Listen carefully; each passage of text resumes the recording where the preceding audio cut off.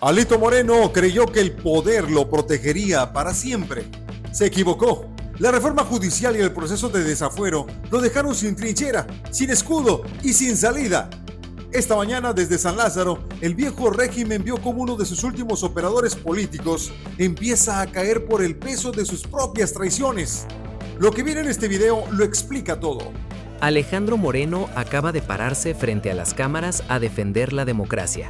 Él, el mismo hombre que tiene 4 carpetas de investigación con su nombre esperando en el Congreso. Ojo con esto, porque lo que está ocurriendo hoy en México no es un debate político ordinario, es algo mucho más revelador. Es el momento en que la máscara se cae en vivo, frente a todos, y el que la llevaba puesta ni siquiera se da cuenta. Alito Moreno, dirigente nacional del PRI, salió esta mañana a acusar a Morena y a Movimiento Ciudadano de haber pactado una reforma electoral, y usó exactamente estas palabras: en lo oscurito. En lo oscurito. Mientras la Fiscalía de Campeche tiene sobre la mesa del Congreso un expediente con su nombre, 4 carpetas de investigación judicializadas y una solicitud formal de desafuero por el presunto desvío de 83.508.000 pesos cuando fue gobernador de ese estado. 83 millones de dinero público. Los que tenemos memoria, sabemos que este tipo de cinismo no es nuevo en la política mexicana. Nos lo hicieron durante décadas. El priismo perfeccionó el arte de señalar con el dedo ajeno para que nadie mirara la mano propia.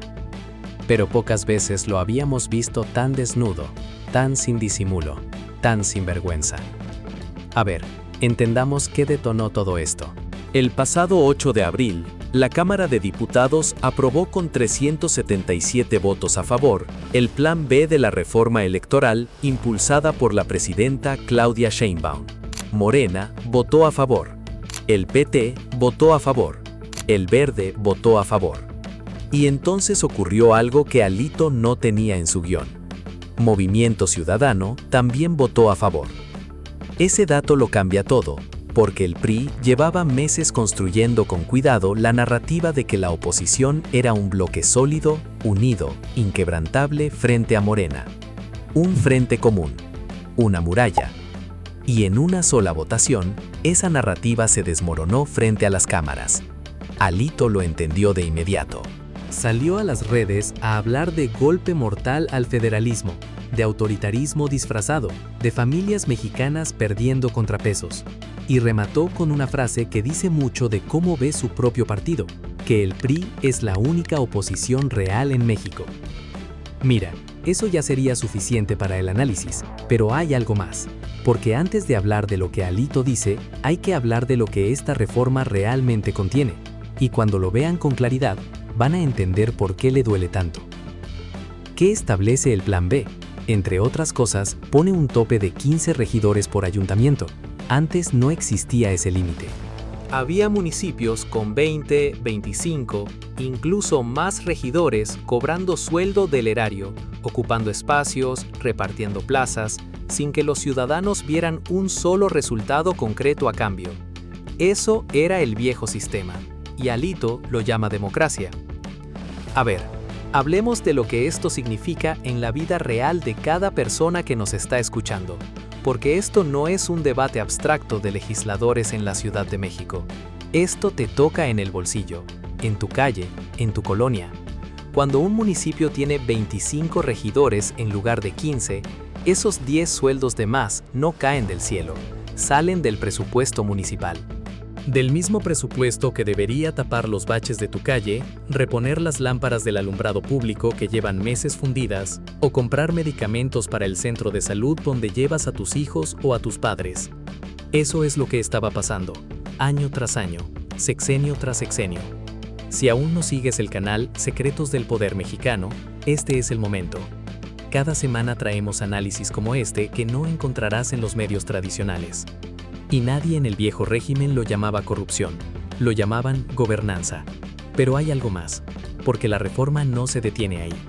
También pone un techo al gasto de los congresos estatales, máximo el 0.70% del presupuesto de cada estado. Ojo con esto, porque lo que eso significa es que los diputados locales ya no se pueden subir el sueldo solos. asignarse bonos, aprobar sus propios viáticos y esquemas de retiro dorados sin que nadie pueda decirles nada. Los que tenemos memoria sabemos muy bien cómo funcionaba eso. Se sentaban, abrían el libro de presupuesto y se servían con la cuchara grande, sin tope, sin límite, sin rendición de cuentas. Eso se acabó. Y no termina ahí. Ningún consejero del INE, ningún magistrado del Tribunal Electoral, ningún funcionario electoral de alto rango puede ganar más que la presidenta de la República. Se acabaron los seguros médicos privados millonarios, las cajas de ahorro especiales, los esquemas de retiro que ningún trabajador común en este país jamás podría soñar. Y el Senado de la República tiene que reducir su propio presupuesto un 15% en los próximos 4 años. Ese ahorro va directo a obras e infraestructura en municipios y estados. ¿Y a eso le llama Alito Moreno golpe mortal al federalismo? Piénsalo un segundo. Recortar los privilegios de los políticos para que el dinero le rinda más al pueblo. Eso es lo que está en la ley. Eso es lo que se aprobó. Ivonne Ortega, coordinadora de Movimiento Ciudadano en la Cámara, se lo dijo de frente a Alito. Su partido vota con sensatez, y el PRI debería dejar de ser la oposición más rechazada de México. Dante Delgado fue más lejos todavía. Dijo que su voto a favor era congruencia pura con su propia propuesta de eliminar el despilfarro. Y los números no mienten. La reforma pasó con mayoría calificada en la Cámara de Diputados. En menos de 24 horas ya contaba con la aprobación de más de 19 congresos estatales. Rompió récord. Mientras tanto, el PRI y el PAN votaron en contra, solos, aislados, defendiendo exactamente los privilegios que la mayoría de este país lleva décadas exigiendo que desaparezcan. La encerrona para Alito es total y no tiene salida elegante. Si defiende los sueldos de los consejeros del INE, se pone del lado del privilegio. Cualquier argumento que use lo hunde más, y lo sabe. Porque cuando la gente le pregunta de frente, ¿y tú qué propones, Alito?, el silencio llega antes que cualquier respuesta. No tiene propuesta. Lo que tiene es miedo. Miedo de que esta reforma siga avanzando. Miedo de que cada peso que se le recorta a la clase política sea un peso que deja de alimentar la maquinaria que lo mantiene vivo políticamente. Si ataca la reducción de regidores, está diciéndole al país que quiere que sigan existiendo cargos sin función real, pagados con el dinero de la gente. Si cuestiona el tope del 0.70% a los congresos locales, está pidiendo abiertamente que los diputados locales sigan manejando su presupuesto como si fuera su cuenta personal. No hay salida. A ver, los que tenemos memoria sabemos muy bien que esto no es nuevo. Durante décadas, los presupuestos de los congresos locales fueron el gran secreto que nadie quería tocar. Dinero que entraba sin auditoría real, sin rendición de cuentas, sin consecuencias. Y los partidos que hoy gritan en contra de esta reforma son exactamente los mismos que construyeron ese sistema pieza por pieza. Mira, lo digo sin rodeos. Un político que se opone a recortar sus propios privilegios no está defendiendo el federalismo ni la democracia. Está defendiendo su negocio. Y ese negocio se llama presupuesto público sin control. ¿Y saben cuánto tiempo llevamos esperando que alguien se atreviera a tocar eso? Décadas. Pero hay algo más. Porque mientras Alito grita en redes sociales, en la Cámara de Diputados existe un expediente que lleva su nombre completo, Alejandro Moreno Cárdenas. Y ese expediente no trata de diferencias ideológicas ni de debates legislativos. Trata de dinero público, del dinero de la gente de Campeche. La Fiscalía Especializada en Combate a la Corrupción del Estado de Campeche presentó ante la Cámara una solicitud formal de desafuero. Los cargos son peculado y uso indebido de atribuciones. La cifra documentada en 4 carpetas de investigación, todas ya judicializadas, es de 83 millones. No, espera. La cifra exacta documentada es de 83.508.000 pesos. Con ese dinero se podrían pagar más de 3.000 pensiones bimestrales de adulto mayor. 3.000 abuelos recibiendo su apoyo durante 2 meses. Ese dinero desapareció. Contratos fantasma, facturas falsas, prestanombres. Ojo con esto, porque aquí viene el dato que no van a olvidar. Una de esas carpetas documenta un esquema de prestanombres dentro de la propia Secretaría de Seguridad Pública de Campeche. 2 personas, empleados domésticos de un amigo del secretario, entregaron sus documentos personales a cambio de 4,000 pesos cada uno. Con esa documentación se facturaron servicios que nunca existieron, por 27 millones de pesos. 27 millones. 4,000 pesos para el prestanombres. 27 millones para la red. Esa proporción les dice todo lo que necesitan saber sobre cómo operaba ese gobierno. No era corrupción improvisada, era una arquitectura, un sistema diseñado para que los de abajo cargaran el riesgo y los de arriba se llevaran el dinero. ¿Ustedes creen que alguien que operó así tiene autoridad moral para hablar de federalismo o de daño a las instituciones? Dejen que esa pregunta respire un momento, porque lo que viene ahora en el proceso de desafuero va a poner a Alito Moreno exactamente donde la ley dice que debe estar, respondiendo por cada peso que no se puede explicar.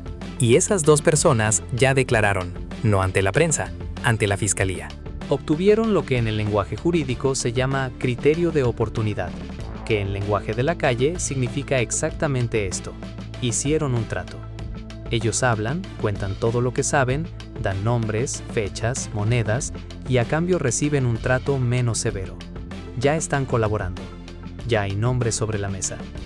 Pero hay algo más, y escúchenme un momento, porque esto es donde el expediente deja de ser un caso de corrupción local y se convierte en algo de otra dimensión. Una segunda carpeta documenta la construcción de la Plaza Colosio en Campeche, una obra por 18,200,000 pesos, dinero que no salió del presupuesto ordinario. Salió del Fideicomiso de Inversión del Impuesto sobre Nóminas, un fondo que se alimenta del descuento del 2% que mes a mes se le aplica al salario de cada trabajador del gobierno estatal. Piénsalo un segundo. A los empleados públicos de Campeche les descuentan de su quincena para un fondo de inversión, y con ese fondo construyeron una plaza comercial que no les beneficia en nada. Eso no es un error contable, es un robo con firma y sello oficial. A ver, sigamos, porque las carpetas no se acaban ahí. Otra documenta contratos con la televisora local Mayavisión por 14 millones de pesos, dinero público pagado a un medio de comunicación, en una entidad donde el gobernador necesitaba que las noticias salieran de cierta manera. Los que tenemos memoria sabemos perfectamente cómo funciona ese mecanismo. No es publicidad, es silencio comprado. Y entonces llegamos a la carpeta que más escalofríos produce. Una empresa cuyo objeto social original era dar clases de buceo y tours turísticos en Cancún, terminó facturando asesoría jurídica y fiscal a la administradora portuaria de Campeche por 23,800,000 pesos. Una empresa de buceo, asesorando a un puerto, por 23 millones. Esa empresa después cambió de nombre. Se llamó CAN Consultoría y Estructura de Negocios del Sureste. Pero era la misma compañía, las mismas personas, solo diferente letrero en la puerta. Mira, lo digo sin rodeos. Eso no es una coincidencia ni una irregularidad administrativa. Eso es una operación de lavado con disfraz corporativo. Y quien diga lo contrario o no ha leído el expediente o está protegiendo a alguien. Fíjense bien en lo que viene, porque la investigación de Mexicanos contra la Corrupción no se quedó dentro de las fronteras de Campeche. El hermano de Alito, Emigdio Moreno Cárdenas, conocido como el Peloni, recibió 67 depósitos bancarios por un total de 11 millones de pesos en un solo año. Parte de ese dinero fue transferido a una empresa llamada Cuda Consulting. Y 4 millones llegaron directamente a la cuenta personal de Alito Moreno cuando todavía era gobernador en funciones. 4 millones. A su cuenta, mientras gobernaba, el Peloni además adquirió 6 inmuebles en la Ciudad de México por más de 40 millones de pesos. Polanco, Irrigación, las colonias donde no se compra con el sueldo de un funcionario honesto. Sus empresas, EMC Metering Systems y Flow Control Instrumentation, declararon ingresos por más de 335 millones de pesos con nóminas ridículamente bajas, 6 millones y medio en pagos a empleados contra 335 millones en ingresos, 335 millones facturados, 6 en salarios. Ojo con esto, ¿qué empresa real, con operaciones reales, factura 335 millones y apenas gasta 6 en su gente. Ninguna. Eso no es una empresa. Es una manguera. Y la red de propiedades no termina en el hermano. La familia Moreno Cárdenas acumuló 35 inmuebles en Campeche, registrados a nombre de Alito, su hermano, su madre, Yolanda Cárdenas, y su arquitecto de cabecera, Juan José Salazar Ferrer. La gobernadora Laida Sansores documentó más de 30 propiedades vinculadas a familiares y allegados del dirigente priista. 35 propiedades, una familia, un sexenio, un estado saqueado. La casa principal de Alito Moreno en Campeche, en el fraccionamiento Lomas del Castillo, fue avaluada por la propia Fiscalía en más de 130 millones de pesos. 130 millones. Ese es el hombre que sale en televisión a hablar de autoritarismo. Ese es el hombre que exige transparencia. Fíjense bien en lo que está ocurriendo aquí, porque esto no es solo la historia de un político corrupto. Eso ya lo hemos visto antes. Lo que está pasando ahora mismo tiene una arquitectura diferente, una lógica que va mucho más allá del escándalo individual. Cuando Alito Moreno se planta frente a una cámara y grita, "Pactos en lo oscurito", cuando se viste de defensor de la democracia, lo que está ejecutando tiene nombre en estrategia política: cortina de humo. El escándalo que fabrica arriba le sirve exactamente para que nadie mire lo que tiene abajo. Mientras la gente debate si Movimiento Ciudadano traicionó a la oposición, nadie habla de los 83 millones. Nadie habla de los prestanombres. Nadie habla de la empresa de buceo que daba consultoría fiscal. Nadie habla de los departamentos en Polanco, ni de la casa de 130 millones en Lomas del Castillo. El grito es la distracción. El expediente es la realidad. Los que tenemos memoria sabemos que este manual no es nuevo. Lo usaron en el 94. Lo usaron con el Fobaproa. Fabricar el ruido arriba para proteger el saqueo abajo. Décadas de práctica. Décadas de impunidad. Pero mira esto. La presidenta Claudia Sheinbaum lo tiene acorralado desde dos flancos al mismo tiempo. Desde arriba, con una reforma electoral que le recorta el oxígeno financiero al sistema que lo protege y lo financia. Desde abajo, con un expediente de desafuero que ya está en la sección instructora de la Cámara de Diputados y que, según el diputado Hugo Eric Flores, ya tiene elementos suficientes para avanzar hacia una resolución. El aplazamiento del desafuero no fue debilidad, fue cálculo. Primero pasaron la reforma, ahora viene el expediente. La secuencia tiene lógica de ajedrez. Primero le recortas el oxígeno al sistema que lo protege, después vas por él directamente. Y en esta legislatura, Morena y sus aliados tienen la mayoría calificada. Si el expediente llega al Pleno, los votos están ahí. A ver, y esto es lo que yo pienso, y no me voy a callar. Un hombre con 35 propiedades, con empresas que facturan 335 millones y pagan 6 en salarios, con 4 millones depositados en su cuenta mientras gobernaba. Ese hombre no merece el fuero que lo protege. Merece exactamente lo que la ley establece para quien saquea lo público, sin excepción, sin negociación. El mensaje que manda la presidenta con esta doble maniobra no necesita traducción. A los que se esconden detrás del fuero para no rendir cuentas, el reloj corre. Y aquí está la clave. El expediente no es el final de esta historia. Es apenas el principio de la parte que más le duele al viejo régimen. Los que tenemos más de 50 años vivimos todo esto en carne propia. Vimos cómo el Fobaproa convirtió las deudas de los ricos en deudas del pueblo. Vimos cómo el 94 nos dejó sin ahorros, sin certeza, sin nada. Vimos gobernadores salir por la puerta grande después de saquear sus estados durante años, intocables, protegidos, sonriendo.